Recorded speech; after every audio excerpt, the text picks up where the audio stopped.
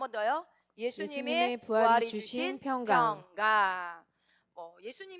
예수님의 부활로 인해 주신 것들이 어디 뭐 평강뿐이겠습니까? 그러나 오늘은 이 평강에 대해서 보도록 하겠습니다.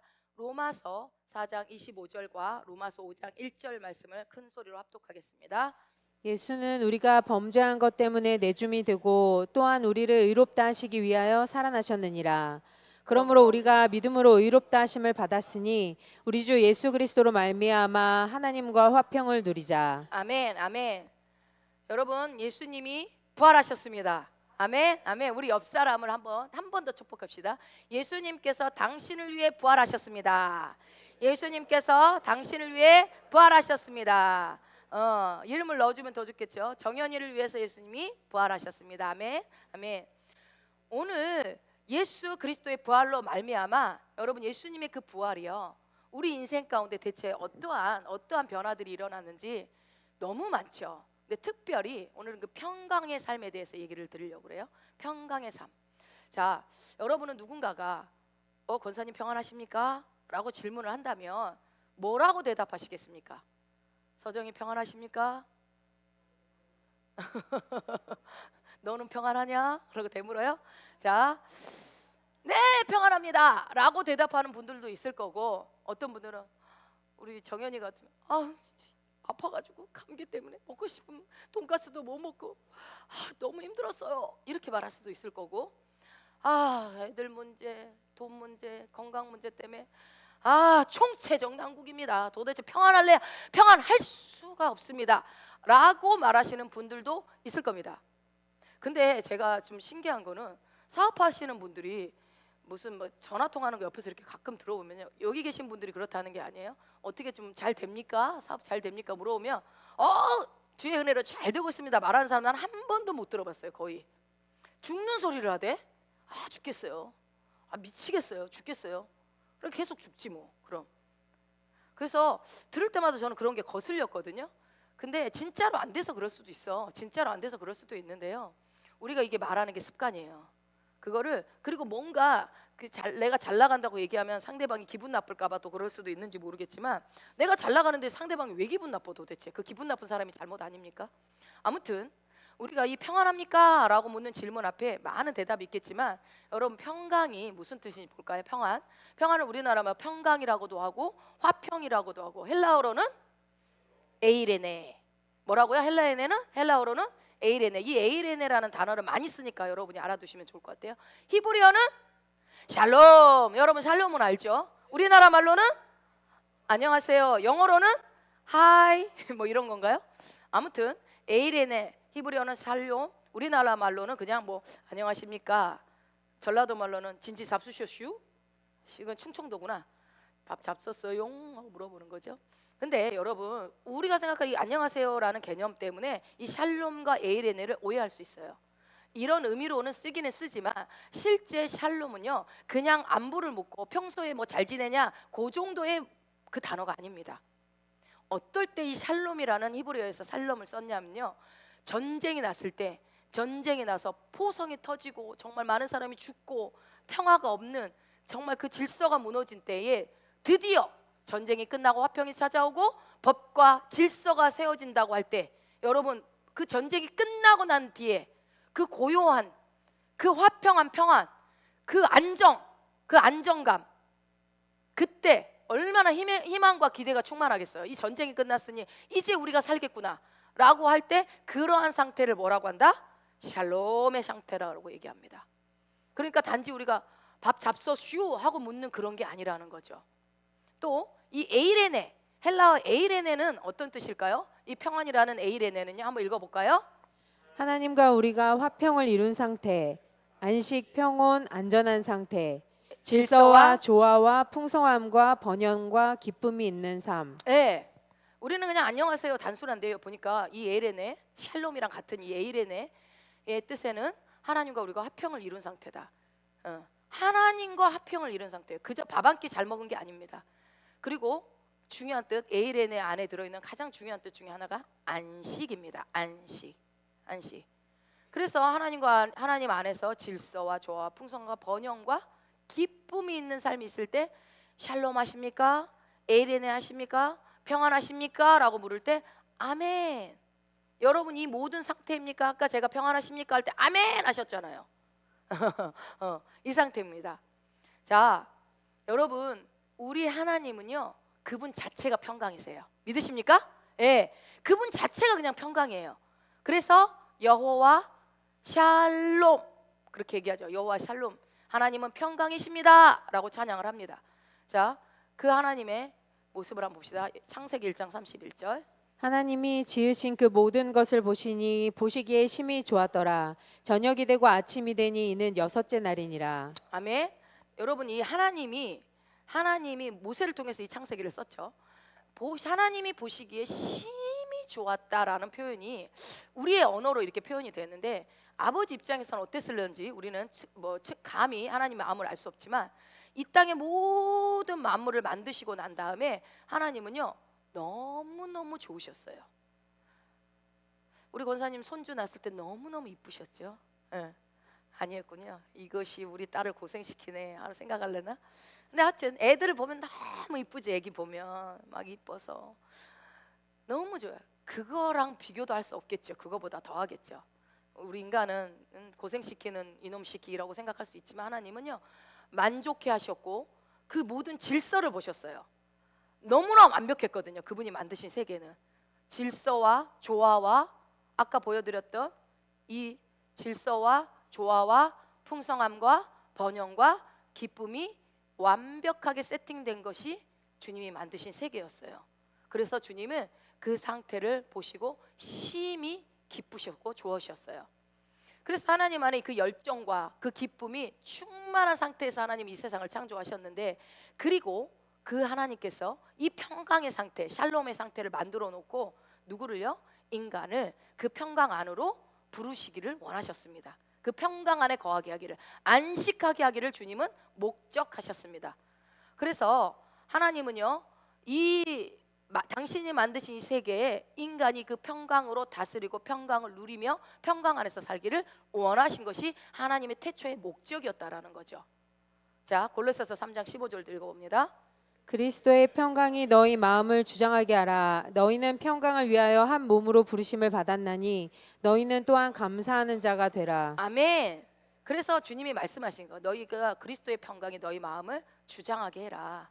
너희는 평강을 위하여 부르심을 받았대요. 한 몸으로. 평강을 위하여. 무슨 말이에요? 너희가 평강을 위하여 한 몸으로 부르심을 받았다는 이 말씀이 도대체 무슨 말입니까?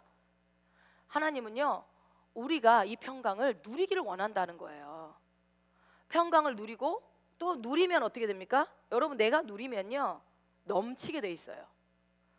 여러분 누군가에게 흘려보낼 수 있는 사람은요 내가 해야지라고 하는 게 아니라요 내가 먼저 그거를 누리고 받고 다 나한테 채워졌기 때문에 넘쳐서 자연스럽게 흘러가는 거예요.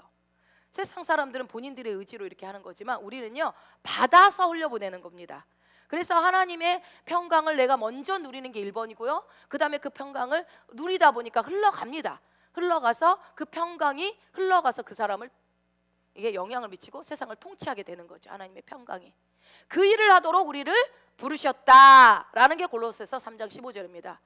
여러분 나의 심령, 나의 가정, 나의 삶의 모든 현장을요 하나님은요 이 신성한 초자연적인 평강, 여러분이 아는 안녕하세요 그 정도가 아니라고 그랬어요. 이 평강을, 이 초자연적인 평강을 채우기를 원하세요. 채우고 그리고 그 평강으로 다스리고 그러기 위해서 너희들을 불렀다.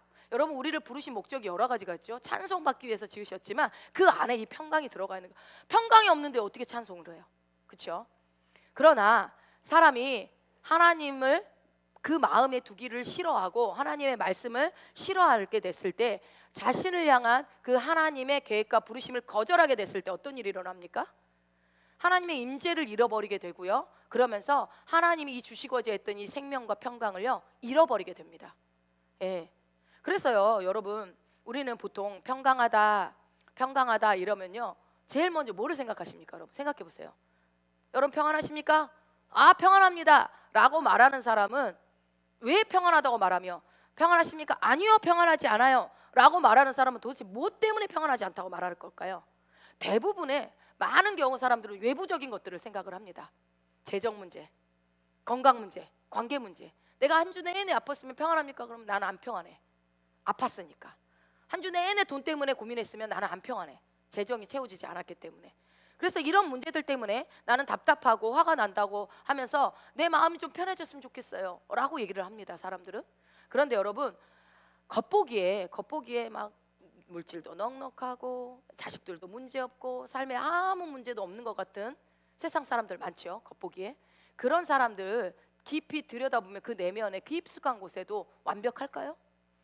세상 사람들이 여러보기에 부러워하는 그 사람들, 진짜로 막 나 진짜 행복해라고 입으로 말하는 그 사람들 안에도요, 깊이 들여다보면요, 분명한 그 결핍이 있습니다.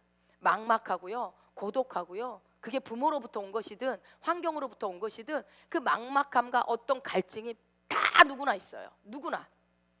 왜 그럴까요? 왜 있을까요? 본디 사람은 우리의 모든 생명의 근원이 되시고 우리의 창조주가 되시고 우리의 아버지가 되시는 그 하나님의 임재를 잃어버렸을 때 어떻게 해요? 그 순간 평강도 같이 잃어버린 것과 같다라는 겁니다. 이 내면의 상태가요, 본인이 인지하지 못할 뿐이지 들여다봤을 때 생명, 평강을 잃어버린 상태가 됐다는 거예요. 그러니까 예를 들면 이런 거죠. 우리가 산에 등산을 갔는데 깊은 산 속으로 들어갔는데 그 산 속에서 길을 잃어버린 거예요. 길을 잃었어요. 그래서 헤매요. 이 길인가? 저 길인가? 계속 찾아가요. 갔는데 또 그 길이에요. 도로 막 했는데 다시 제자리인 것 같아요. 아무리 찾아도 내가 열심히, 이사야서에도 나오죠. 물을 찾기 위해서 땅을 파고 팠지만 그 뚫린 셈이에요. 물이 고이질 않아. 아무리 파도 물이 고이지 않는 인생, 길이 보이지 않는. 여러분이 산에 조난당해서 길을 아무리 찾아도 길이 안 보이고 있을 때 그때 그 얼마나 막막하고 두렵겠습니까? 해는 저물고 있고 두렵고 불안하고, 이것이 하나님의 임재를 잃어버린 인간의 내면의 상태라는 겁니다. 그게 평강을 잃어버린 상태라고 말하는 거죠. 그래서 근데 그렇게 해서 내가 원하지 않는 어떤 어렸을 때 환경 때문에 받은 상처 때문에 있는 그런 불안함과 두려움과 막막함과 갈증이 있을 수도 있지만, 또 이런 게 있어요. 내가 스스로 만드는 불안함과 두려움이 있어요. 뭘까요? 스스로 내 양심이 고소해요, 나를. 그리고 사단이 정죄합니다. 그걸 받아들여요, 사단의 정죄를. 나는 아무런 자격이 없어.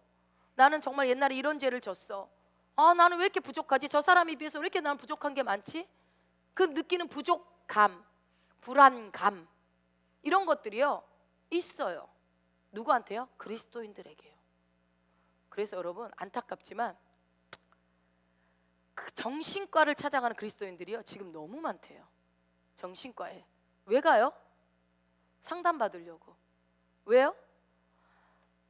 그 정신과에 와서 상담을 받으려고 오는 대부분의 90% 이상의 사람들의 이유가요, 스스로의 정죄감 때문이래요.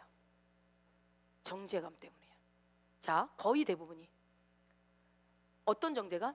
나는 하나님을 기쁘시게 하지 못하는 삶을 사는 것 같아. 나는 말씀대로 잘 살지도 못하는 것 같아.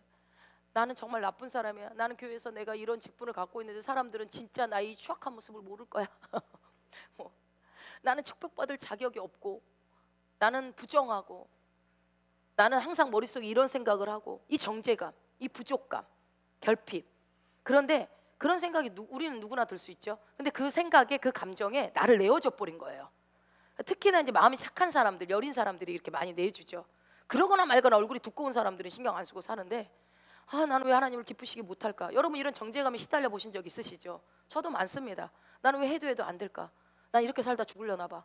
막 정말 그게 너무 비참하더라고요. 내가 예수는 왜 믿었지? 이렇게 고통스러운 것을, 막 이런 생각이 들 정도로. 그래서요. 그런데 이제 저는 얼굴이 두꺼우니까 그러려냐고 이렇게 살아와고 정신과를 안 갔지만 많은 경우 정신과 상담을 받으러 간다는 거예요. 왜요? 평강을 잃어버리니까 내가 아무리 산속에서 길을 잃은 사람처럼 내가 아무리 길을 찾아도 제자리인 것 같고 해결책이 안 보이는 거예요. 해결책이. 여러분 기도원 가면 그런 사람 진짜 많아요. 모든 게 다 갖춰졌는데요, 평강이 없어요.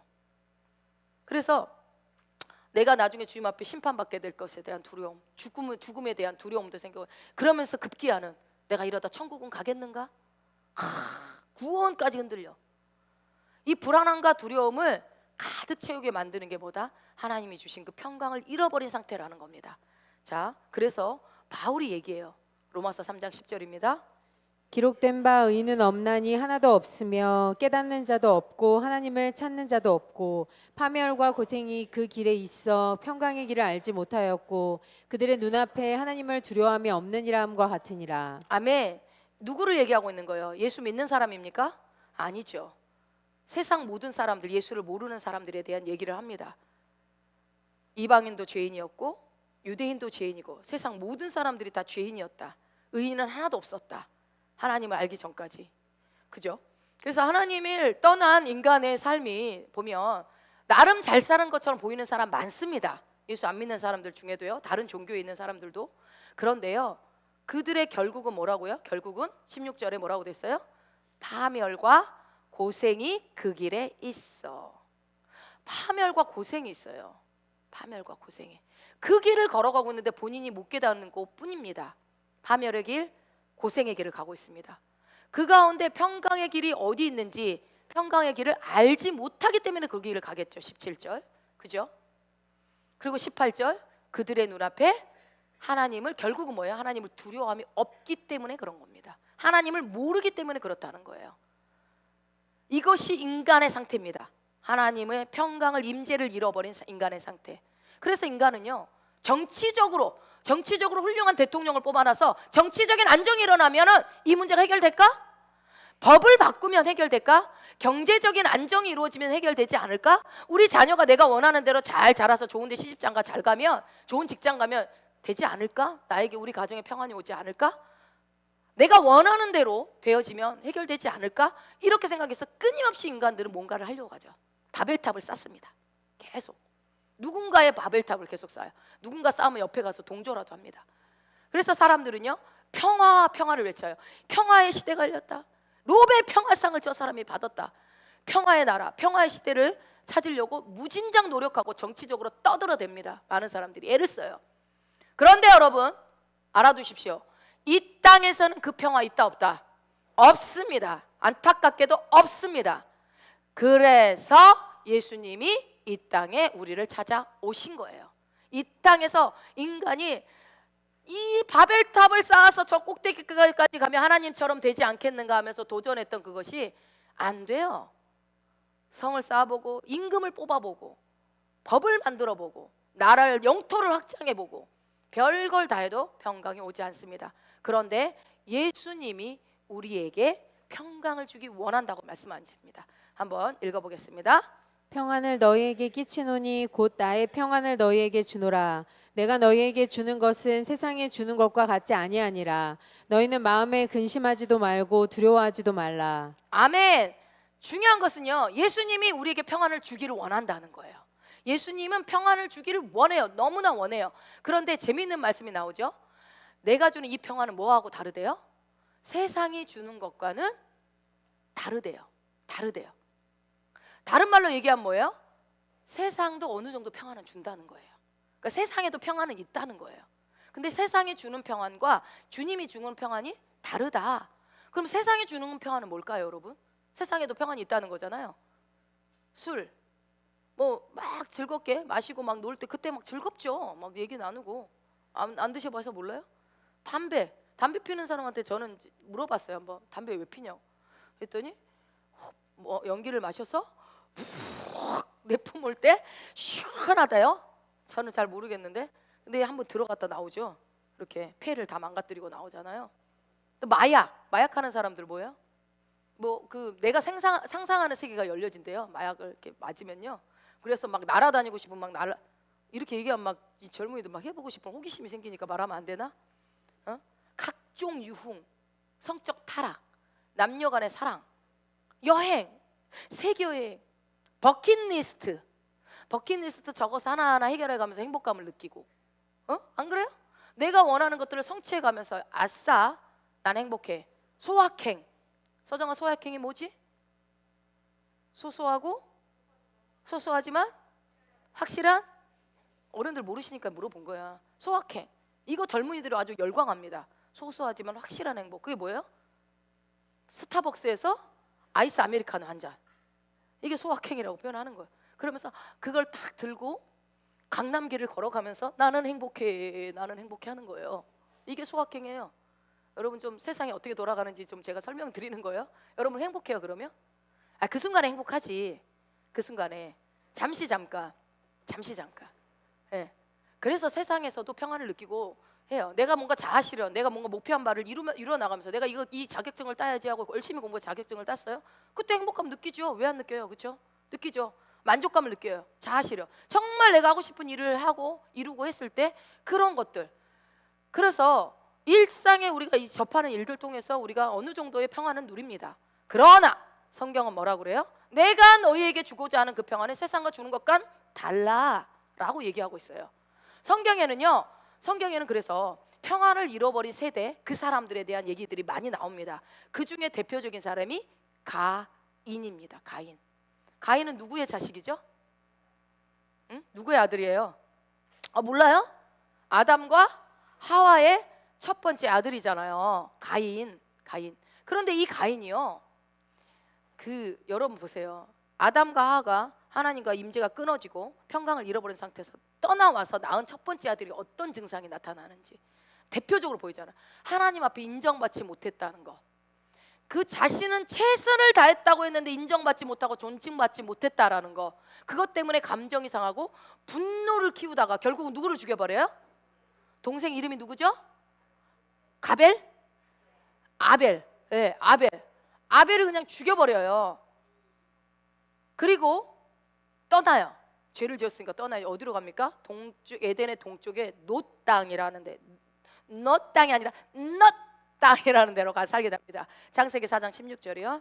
가인이 여호와 앞을 떠나서 에덴 동쪽 놋 땅에 거주하더니 아내와 동침함에 그가 임신하여 에녹을 낳은지라. 가인이 성을 쌓고 그의 아들의 이름으로 성을 이름하여 에녹이라 하니라. 아멘. 보세요. 잘 보세요. 성경을 쓱 읽어가지 마시고 그 안에 많은 하나님의 말씀이 계시가 있어요.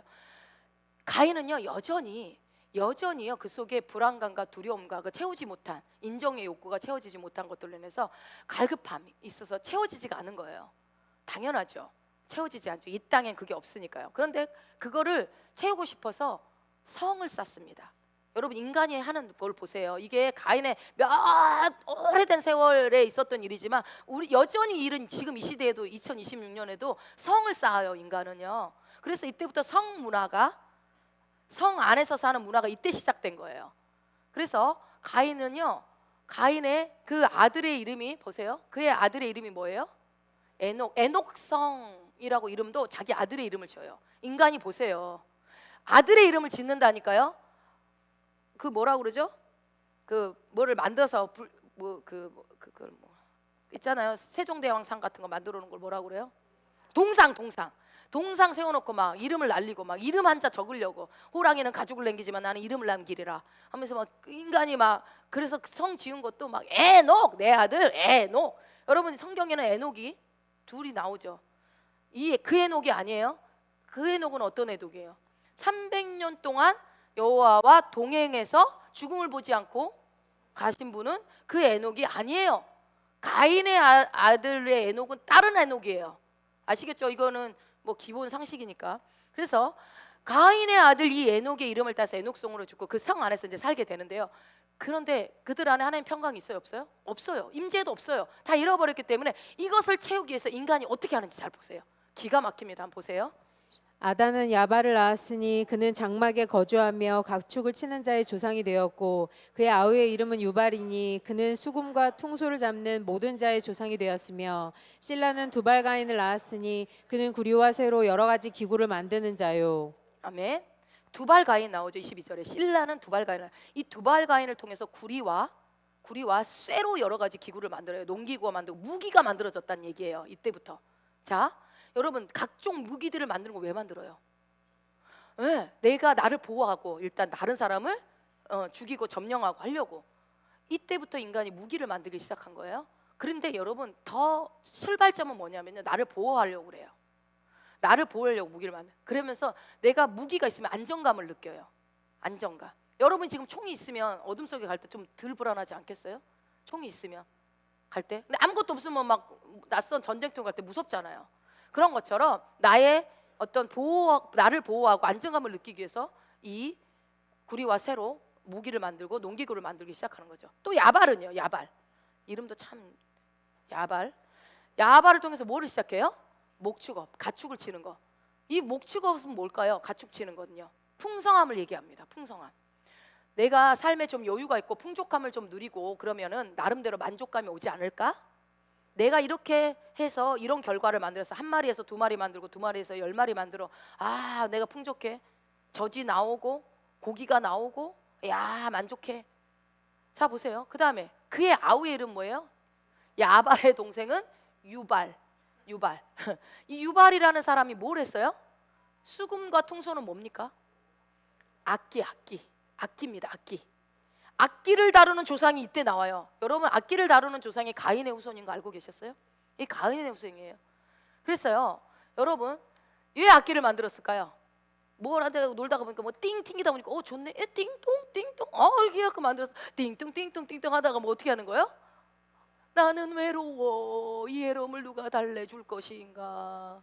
뭐 이렇게 하면서 노래를 부르기 시작한 거죠. 인간 안에 있는 깊은 하나님이 채워지지 않은 그 고독과 갈증과 이 불안감을 노래로 표현하는 거야.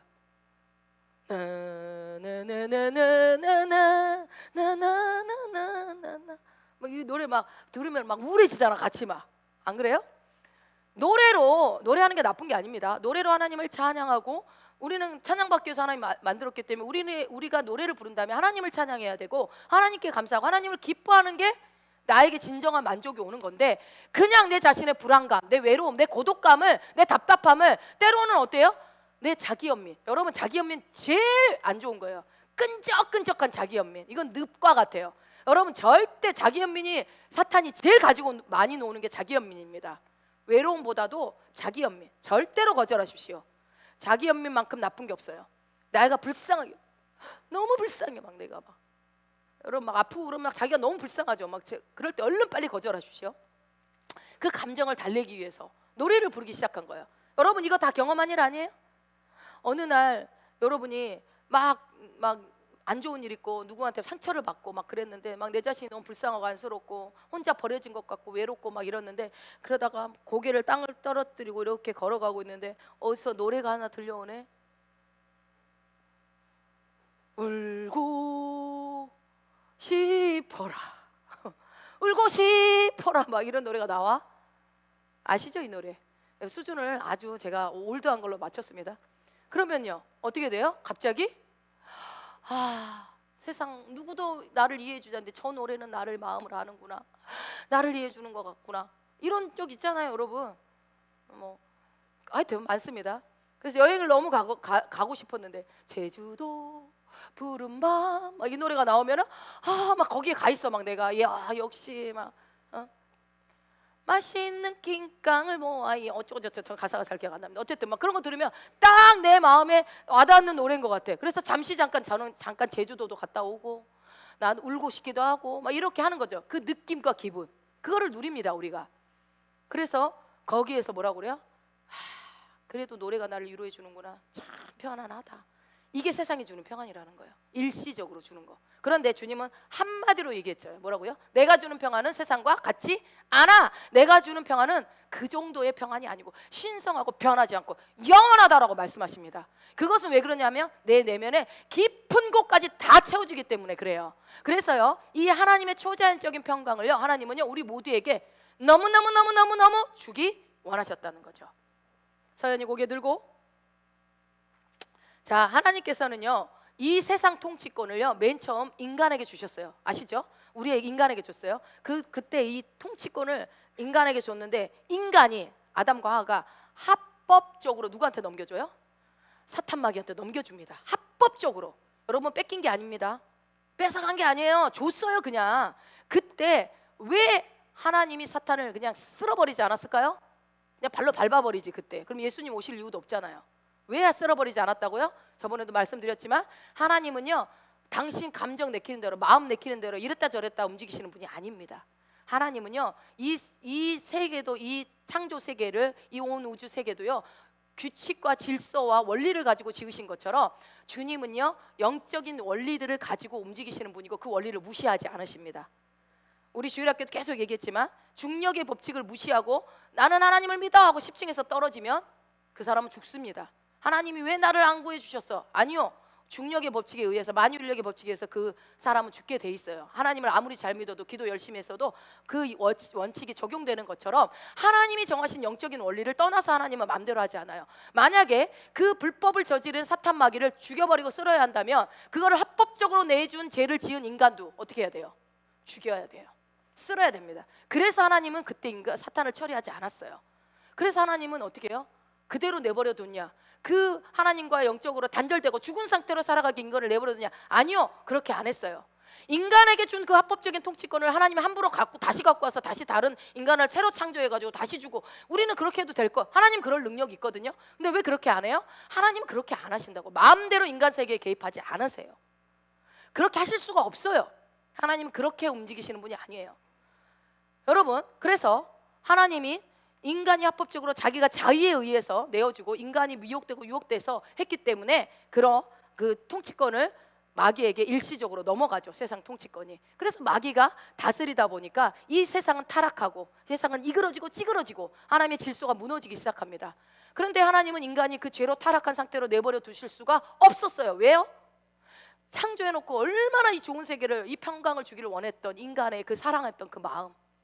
여러분, 그래서 그 당시에 사탄을 바로 즉시로 처리해보지 않은 것이 하나님의 사랑이에요. 우리를 향한 사랑.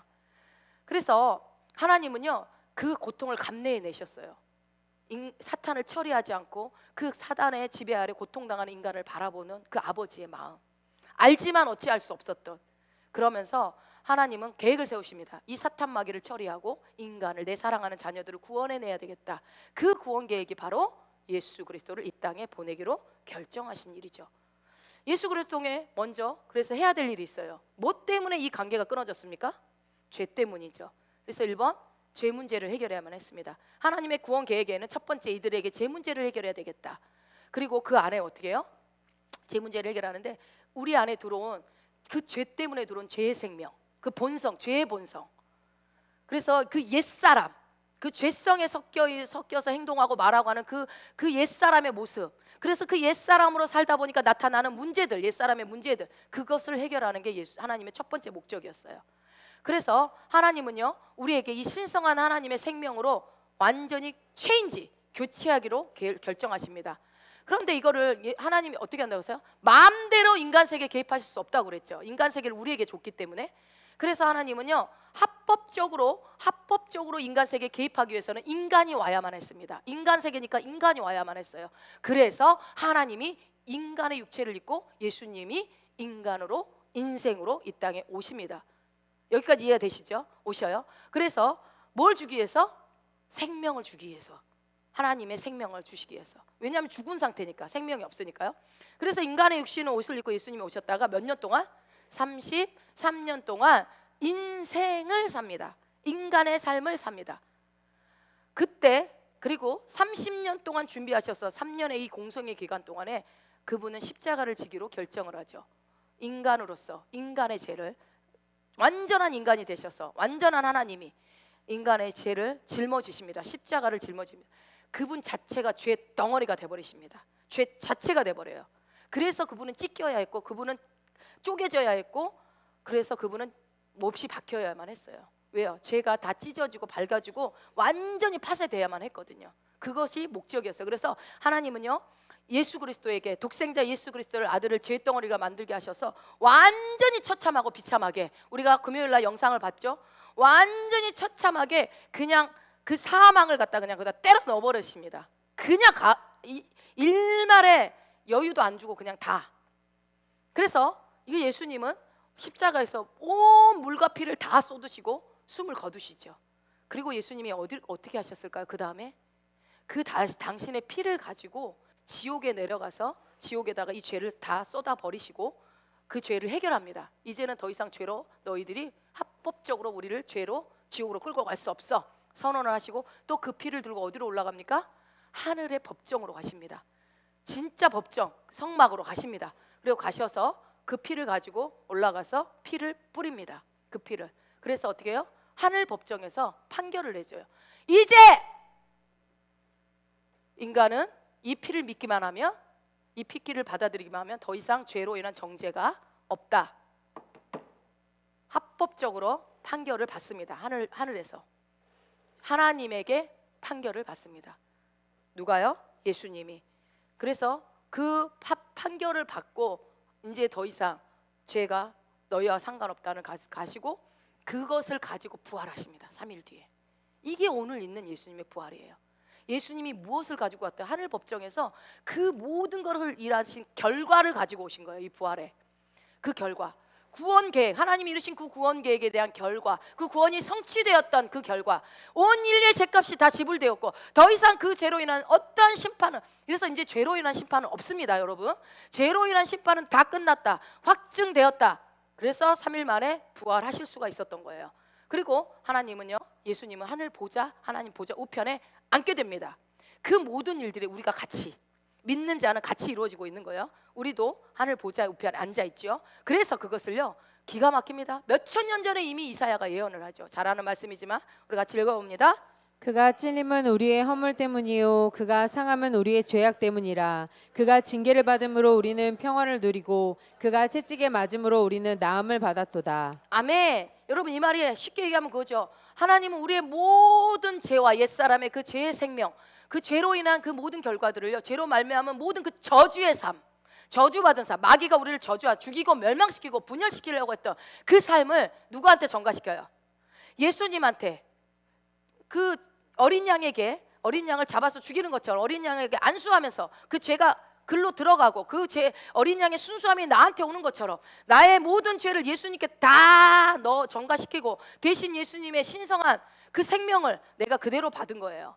그렇게 전가시켜준 거예요. 이것을 신성한 교환이라고, Divine Exchange, 신성한 교환. 여러분, 그 신성한 교환이 우리 가운데 이미 이루어졌습니다. 아멘? 예. 자, 로마서 4장 25절 우리 본문 오늘 다시 한번 로마서 5장 1절 읽어봅니다. 예수는 우리가 범죄한 것 때문에 내줌이 되고 또한 우리를 의롭다 하시기 위하여 살아나셨느니라. 그러므로 우리가 믿음으로 의롭다 하심을 받았으니 우리 주 예수 그리스도로 말미암아 하나님과 화평을 누리자. 아멘. 이 일이 일어난 거예요. 의롭다 하시기 위해서 살아났어요. 근데 이미 하늘 법정에서 이 판결을 받는 순간 우리는 이제 의롭게 되어진 것을 예수님이 와서 알려줘야 되잖아요. 그래서 부활하셨죠. 알려줘야 되니까.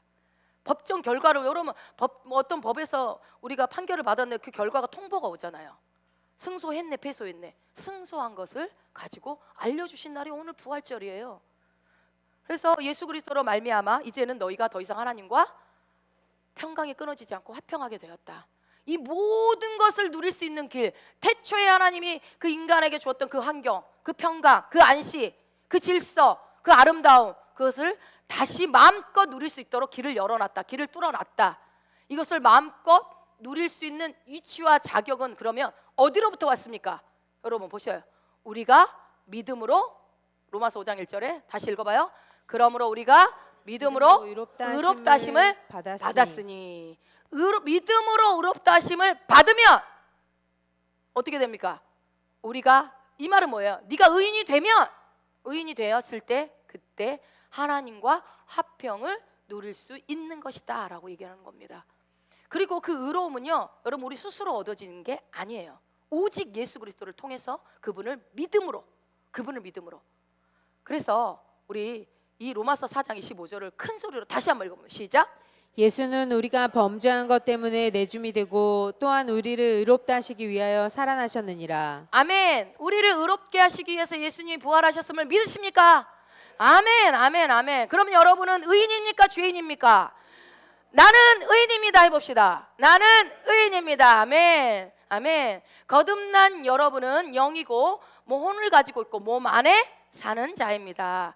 그렇다면 이 예수님의 부활이 우리의 의로움과 대체 어떤 연결이 있느냐? 로마서 10장 9절이요. 내가 만일 내 입으로 예수를 주로 시인하며 또 하나님께서 그를 죽은 자 가운데서 살리신 것을 내 마음에 믿으면 구원을 받으리라. 사람이 마음으로 믿어 의에 이르고 입으로 시인하여 구원에 이르느니라.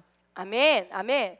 예수님께서 죽고 부활하신 것을 마음으로 믿을 때 의에 이르게 된다는 거예요.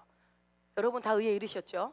예수 그리스도가 내 인생의 참된 주인이라는 것을 시인할 때 어떻게 돼요? 구원에 이른다라고 말씀해요. 구원의 길이 어렵습니까? 쉽습니까? 너무 쉬워요. 너무너무 쉽게 만들어놨어요. 오늘 당장 모든 사람들이 이렇게 하면 오늘 즉시로 구원의 길 안으로 들어갈 수 있도록 너무 쉽게. 그래서 이 부활과 의로움은요 연결돼 있습니다. 부활과 의로움. 나는 의로운 걸 믿어 근데 부활을 안 믿어. 그건 말이 안 돼요. 부활을 믿는 자가 내가 의인이 되었음을 믿는 겁니다. 그래서 예수님께서 지옥과 사망 권세로부터 다시 살아났다는 것은요 쉽게 말하면 무슨 말이냐면 털어서 먼지가 안 난다는 거예요.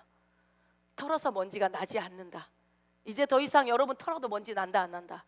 안 난다는 거예요. 자, 이 사람에게는 혐의가 없다, 무죄다, 의인이다 이런 의미라고요. 누가요? 예수님의 그 부활을 믿는 자. 예.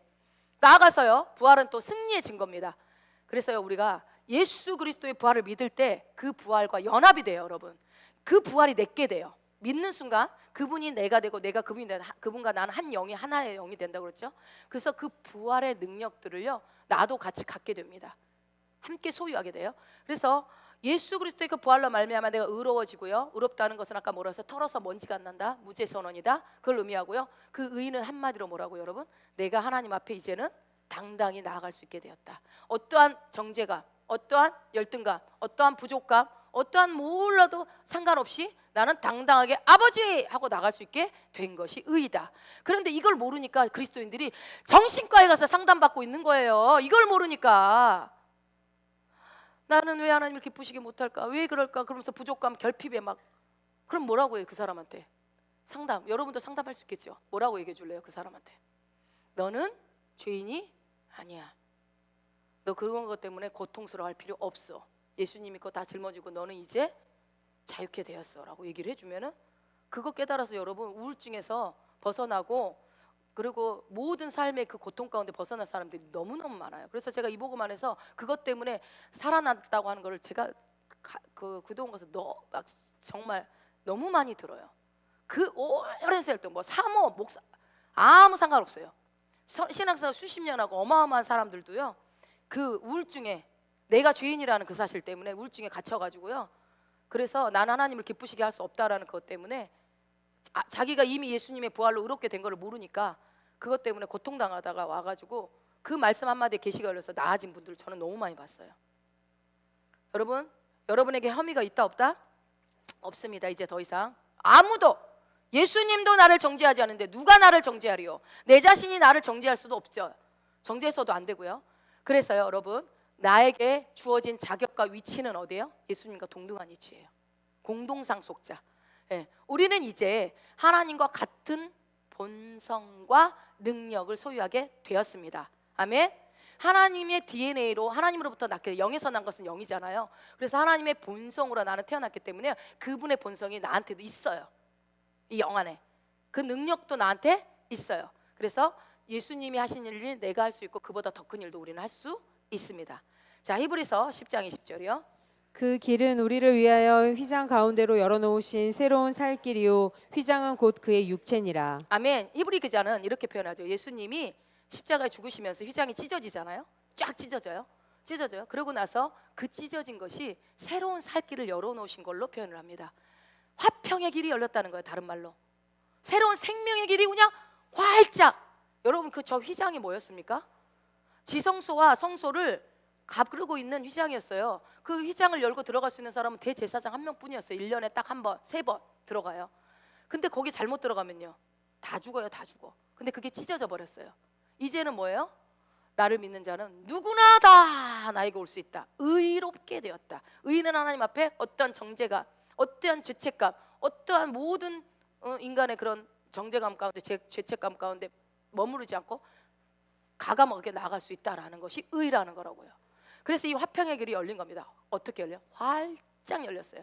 휘장은 곧 그의 육체라. 그래서 예수님은 찢어져야 했고 찢겨야 했고 찔려야 했고 피를 줄줄 흘리셔야만 했습니다. 휘장이 찢어져야만 했으니까. 히브리서 4장 16절. 그러므로 우리는 긍휼하심을 받고 때를 따라 돕는 은혜를 얻기 위하여 은혜의 보좌 앞에 담대히 나아갈 것이니라. 예, 예수님이 그렇게 하셨기 때문에 이제 우리가 어떻게 해야 됩니까? 은혜의 보좌 앞에 이제는 담대히 나아가죠. 이게 의회라니까요. 은혜의 보좌 앞에 예전에 담대히 나아가고 싶어도 못 나갔어요. 근데 이제는 담대히 나아갈 수 있게 되었어요. 이게 의입니다. 이게 평강입니다. 그래서 평강의 길이 활짝 열렸기 때문에 편하게 나가면 되는 거죠. 마음껏 하나님의 임재로 여러분이 지금 이 순간 잠깐 눈 감고 하나님 임재까지 나갑니다 하면 금세 들어갈 수 있어요. 그리고 하나님의 생명으로, 하나님의 말씀으로 그 넘치는 평강, 초자연적인 하나님의 그 평강을 여러분은 누릴 수 있게 되었습니다. 아멘. 여러분, 이 평강은요, 잘 들어보세요. 근데 나한테 이 평강이 있나 없나 한번 체크해 보세요. 하나님이 주신 평강은요, 사람에 의해서 영향받지 않아요. 나한테 평강이 있다고 여러분 아멘 했죠. 근데 사람이 어떤 말을 해서 그 평강이 무너지지 않는다고요. 그거는 하나님의 평강이 아니에요. 다른 사람들과 상황에 의해서 평강이 무너지지 않습니다. 이 평강은 내가 돈이 없어서 무너지는 평강이 아닙니다. 내가 건강이 없으면 무너지는 평강은 아니라는 거예요. 그 평강이요, 줄었다 늘었다 줄었다 늘었다 하지 않아요. 주님 주신 평강은요, 예수님의 이 평강은요, 하나님의 임재를 누리고 하나님의 말씀을 누리는 초자연적인 평강입니다. 예수님의 의라고요. 의. 이게 평강이라고. 자, 이사야서 32장 17절이요.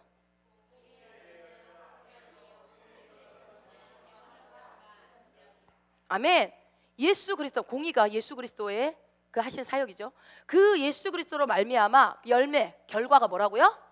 화평이다라고 이사야 선지자가 미리 예언을 다 했어요. 아직 일어나지도 않은 일을. 근데 여러분, 말씀이 실제가 됐죠. 이사야가 말한 것이 지금 실제가 이미 되었어요. 2000년 전에. 그 열매를 우린 지금 먹고 있잖아요. 누리고 있잖아요. 우리는 얼마나 좋은 시대에 삽니까? 공의의 결과가, 열매가 화평이고 결과가 또 뭐래요?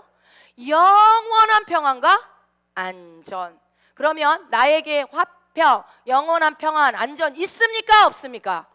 이미 있습니다. 아멘, 아멘, 아멘.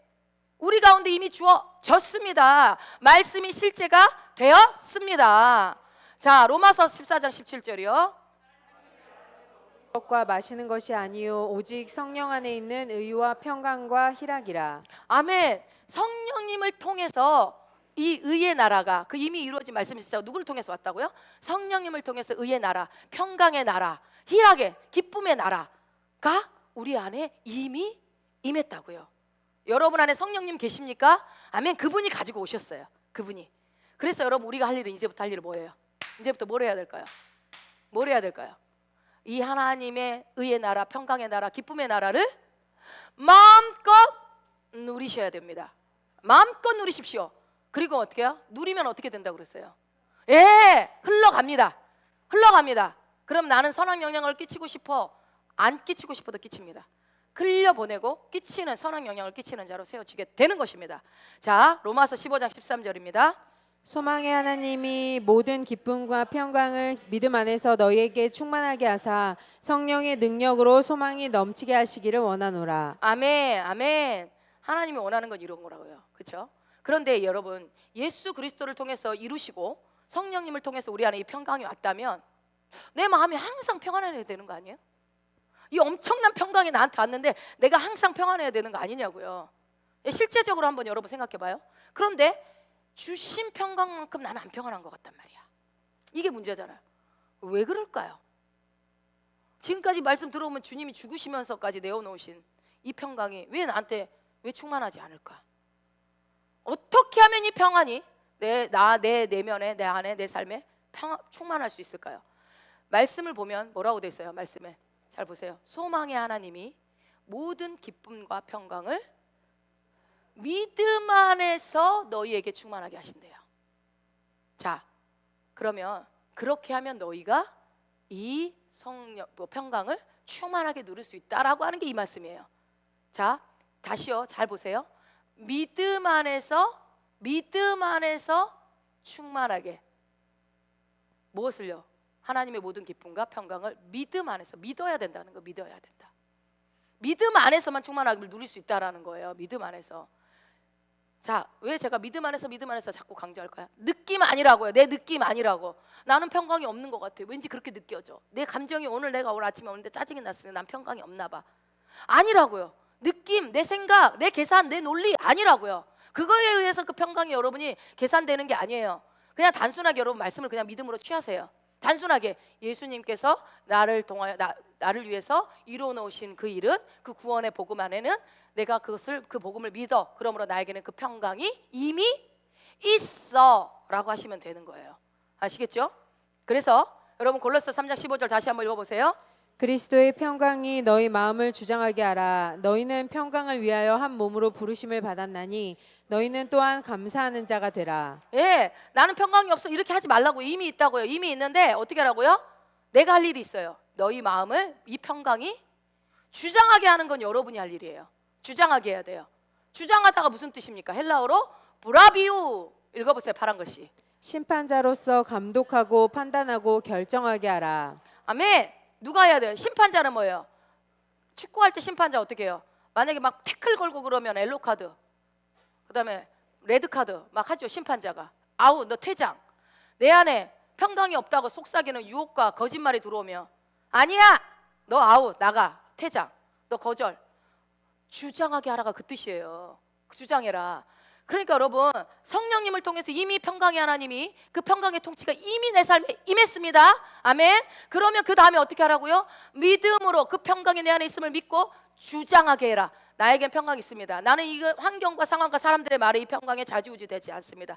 줄었다 늘었다 줄었다 늘었다 하지 않습니다. 그 평강, 초자연적 평강이 내 안에 있습니다. 있습니다. 평강을 나를 무너뜨리려고 하는 이 결핍 떠나가라, 꺼져버려 라고 할 수 있게, 이게 주장하는 거예요. 이게 주장, 이게 브라비우라고 하는 거예요. 내 안에 있는 이 평강의 감독자, 이 평강의 감독자, 심판자가 여러분의 평강을 빼앗지 않도록 내가 주장하면 돼요. 여러분 주장하십시오. 이제는 여러분이 주장하셔서 여러분이 감독자가 되셔서 결정하시면 돼요. 내가 평안할 것인가? 평안을 없는 사람처럼 그렇게 당하고 살 것인가? 자, 로마서 8장 6절이요. 육신의 생각은 사망이요 영의 생각은 생명과 평안이니라. 예. 그래서 그것이 육신의 생각은 사망이죠라고. 불안하고 두렵고 외롭고 나는 내가만 불쌍해 보이고 나는 뭐 아무것도 없는 거가 부족하고 하나님을 기쁘시게 못하는 거, 그거 다 육신의 생각, 사망의 생각. 그러나 영의 생각은 뭐라고요? 생명과 평안입니다. 그래서 여러분, 내 느낌과 감정과 이런 거는 상황에 따라서 나는 실패할 것 같고 망할 것 같고 막 그런 두려움으로 끌고 가지만요, 영의 생각은 어떻게 한대요? 생명을 주고 평안을 준대요. 그래서요, 이 생명을요, 영의 생각은요, 내가 주장하면요, 생명이 더 활성화되어지고요, 또 평안이 더 활성화되어지면서 평강을 누리게 되는 삶이 오는 거예요. 주어지는 거예요. 여러분이 만드는 게 아니라. 그래서 그것을 흘러가게 만든다고요. 여러분, 골로새서 3장 2절과 요한복음 6장 63절이요. 위의 것을 생각하고 땅의 것을 생각하지 말라. 살리는 것은 영이니 육은 무익하니라. 내가 너희에게 이른 말은 영이요 생명이라. 예, 이렇게 하는 게 주장하는 방법이에요. 말씀을 생각하라는 거예요. 말씀을 주장하십시오. 그래서 말씀을 따라 생각하고 의의 복음, 내가 받은 복음이 무엇인지, 그 복음의 결과가 무엇인지, 그래서 내가 누구고 무엇을 가졌고 무엇을 할 수 있는지를 여러분이 생각하고 주장하시면 돼요. 누군가가 나보고 이 그지야 그러면 무슨 소리야? 나 왕의 자녀야, 나는 왕자야, 나 공주야, 이렇게 말할 수 있어야 된다고요. 그래서 이 평강을 따라 생각하고 구원의 복음과 은혜의 복음을 따라서 여러분이 생각을 하셔야 됩니다. 그렇게 할 때 우리 안에 평강이 풀어집니다. 육신의 생각은 거절하십시오. 예. 그리고 또 성경에는 답을 다 알려줘요. 빌립보서 4장 6절 7절입니다. 아무것도 염려하지 말고 다만 모든 일에 기도와 간구로 너희 구할 것을 감사함으로 하나님께 아뢰라. 그리하면 모든 지각에 뛰어난 하나님의 평강이 그리스도 예수 안에서 너희 마음과 생각을 지키시리라. 아멘. 여러분 너무나 잘 아는 말씀이죠. 하나님의 평강이 내 마음과 생각을 지킨대요, 예수 안에서. 근데 이 평강이 와야지 지켜지고, 이미 와 있다고요. 근데 어떻게 하라고요? 아무것도 염려하지 말고. 여러분, 근데 이거를 잘못 하시는 분들이 있더라고요. 아무것도 염려하지 말라고 그랬죠. 아무것도 하지 말라고 그랬어요? 아무것도 안 하고 기도만 하면 돼. 이게 아니잖아요. 아무것도 염려하지 말라요. 염려하지. 뭔가 해야지. 뭘 해요? 주장하라고요. 말씀을 고백하라고요. 선포하라고. 그건 해야죠. 그렇게 주님께 맡기는 거예요. 아무것도 안 하면서 그냥 뭐 언제가 되겠지, 이게 아닙니다. 우리 가정의 참된 아버지는 하나님이십니다. 우리 교회의 참된 목자는, 담임 목사님은 하나님이십니다. 우리 회사에, 내 회사의 직장의 참된 회장님은 누구라고요? 사장님은 하나님이십니다. 입으로 말하라고요. 입으로 말하고 할 때에 그게 바로 뭐예요? 여러분, 이게 하나님이 사장님이십니다, 하나님이 담임 목사님이십니다, 하나님이 우리 가정의 아버지입니다 말하는 거 뭐예요? 이게 나는 보고하고 결제받는 자예요. 아뢰라, 하나님께 아뢰라. 너희 구할 것을 감사함으로 하나님께 아뢰라. 아뢰라가 뭐예요? 알게 하라, 알게 하라, 알게 하라. 하나님께 알게 해라. 너의 그 모든 것들을 알게 해라. 알게 해라. 뭐라고? 하나님이 내 아버지십니다. 하나님이 담임 목사님이십니다. 이렇게. 그래서 하나님 상황이 이렇습니다. 내가 어떻게 해야 되는지 가르쳐 주세요. 하나님 내가 이런 부분에서 하나님 말씀해 주시고 인도해 주시기를 원합니다. 주님이 인도하실 줄 믿습니다. 아래라고, 알게 하라고, 하나님께 알게 하라고요. 그래서 기도하는 거죠. 그래서 아무것도 염려하지 말고 주께 맡겨 드릴 때 여러분 평강은 풀어진다라고 약속하고 있습니다. 여러분 말씀을 마치겠습니다. 여러분 예수 그리스도께서 우리의 죄값을 지불하고 그 사막의 고통을요 경험하심으로 이게 그리고 나서 부활하심으로 의롭게 하시고 난 다음에 우리에게 화평을 누려라라고 하시고 있어요. 누려라. 그 말은 무슨 말이냐? 여러분 상상력을 발휘하세요. 곡식 창고가 문이 열렸어요. 그럼 은행 금고가 열린 걸로 할까요? 은행 금고가 딱 열렸어요. 다 열어놨어요. 그럼 어떻게 해야 돼요, 여러분? 필요하면 가서 꺼내오면 돼요. 비밀번호 누를 필요도 없어. 그냥 가가지고 꺼내오면 돼요. 그 이미 열려졌는데 하나님 나는 아직 부족한데요. 나는 배고픈데요. 나는 도와줄 사람이 왜 이렇게 없을까요? 나는 왜 이렇게 살까? 이러고 있으면요. 하나님 뭐라 그럴까요? 저기 가서 꺼내와서 써. 저기 있잖아. 갖다 써. 갖다 써. 그러고 있지 말라는 거예요. 나는 왜 이래 이러고 있지 말라는 거예요. 예수님께서 여러분을 의롭게 하시기 위해서 부활하셨습니다. 그 의는 그 의롭게 하심은요. 그 부활은 초자연적인 평강이 우리 가운데 임했다라는 것이고요. 그러므로 여러분 이제부터 내가 할 일은 뭐라고요? 따라해 봅시다. 그 평강은 내 거야. 그 평강은 내 거야. 하늘의 평강은 내 거야. 믿음으로 취하시고 평강의 삶을 누리는 여러분 되시기를 의롭게 하기에 부활하신 예수님의 이름으로 축원드립니다. 아멘. 다